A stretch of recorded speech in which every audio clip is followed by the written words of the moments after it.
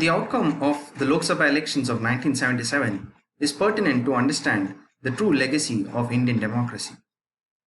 The Congress, who had by far been the party that had been winning every Lok Sabha elections for the first time in 1977, lost the same.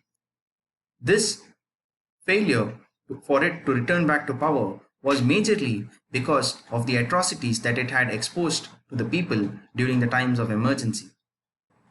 However, it is also pertinent to note that the failure of the Congress had given forth to the rise of a new political party called the Janata Party.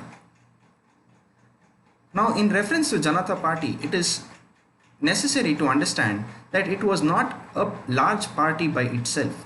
Rather, it was the formation of multiple smaller parties from regional states who came together to form the union government. Congress, on the other hand, also faced a major blow of defection when its erstwhile party members such as Mr. Jagjeevan Ram, Mr. H.N. Bahuguna and certain others formed the Congress for Democracy. Further, the hardship that emergency and its excesses, including the forced sterilizations and the restriction of civil liberties, had been the major points that had been driven across by the Janata Party in its campaigning. In addition to this, the Janata Party had also put across in its election manifesto the requirement of an open democracy. It had promised an open government allowing for freer, fairer dissemination of information, unlike the Congress front. With growing popularity among the people, the Janata Party and its allies were victorious, claiming over 330 seats in the entire 542 seats. Congress had been left lagging behind with about 154 seats. It is pertinent here that although it is seen that the Janata Party was victorious, although it promised for a free and open government, whether it was able to implement the open government structure through a right to information. Due credit goes to this government to have at least initiated the idea, but however it was unsuccessful in implementing the particular strategy of an open and fair government by way of dissemination of right to information.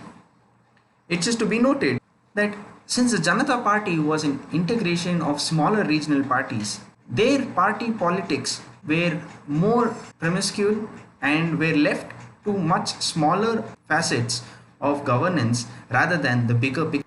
The foremost significant actions of the Janata government was the dismantling of the authoritarian features of the emergency regime and restoration of the liberal democracy that was tainted by the 42nd Amendment that was passed during the emergency. Through the 44th Constitutional Amendment, it had rectified all those particular provisions that had distorted the Constitution of India. The rights of the Supreme Court and various other high courts to decide on the constitutional validity of the central and state legislations were also restored, thereby restoring the trust and faith of the people in the Indian democracy. On the electoral promise of an open government, the Janata government had formed a working group to ascertain on the Official Secrets Act of 1923 as to whether it can be modified to allow for greater flow of information to the public. At this juncture, it is to be noted that although despite a committee had been formulated, the Ministry of Home Affairs, Finance and Defence, which were working closely side by side with the working group, had insisted that the Act of 1923 should be retained without a change. This being the scenario, despite the constitution of the working committee, the position on the Official Secrets Act had been returned to square one.